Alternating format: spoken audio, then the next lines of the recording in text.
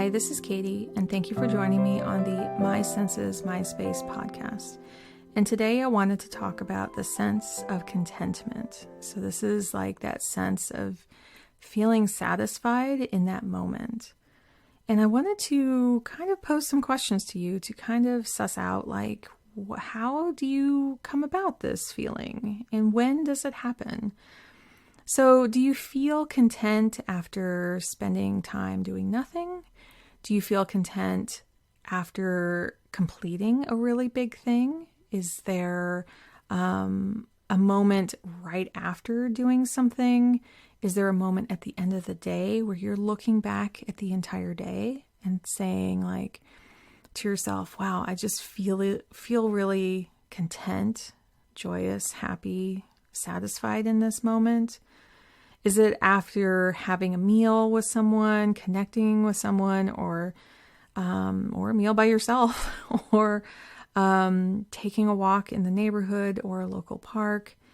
Is it using your senses in a way that just fulfills them? Sometimes swinging on a swing and feeling that, like, within your brain and in your body, of sensing that movement on a swing, of swinging back and forth, can feel very content, can feel very soothing to yourself.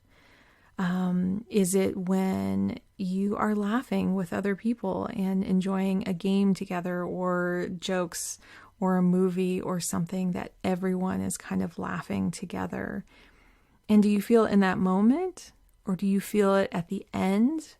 I think there's different kinds of contentment, where you're in that moment and there's more of a happy, joyous, in that moment contentment.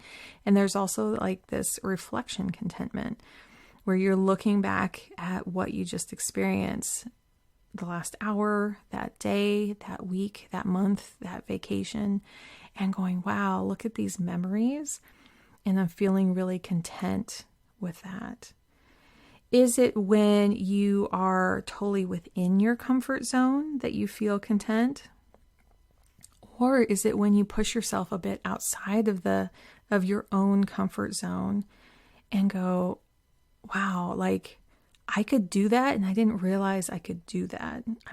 That may be a sense of accomplishment instead of contentment. And is there a difference? I'm kind of digging into the nuance of this, because contentment to me feels a little bit more calm, and achievement feels a little bit more uplifting, I think, to me. I would love to hear from you. Like, DM me on Instagram if you want, because I would find this totally fascinating to see how other people feel about what is contentment, what is happiness, what is joy, what is feeling satisfied, what is feeling like you achieved something. And I'm sure there's a couple other words in there.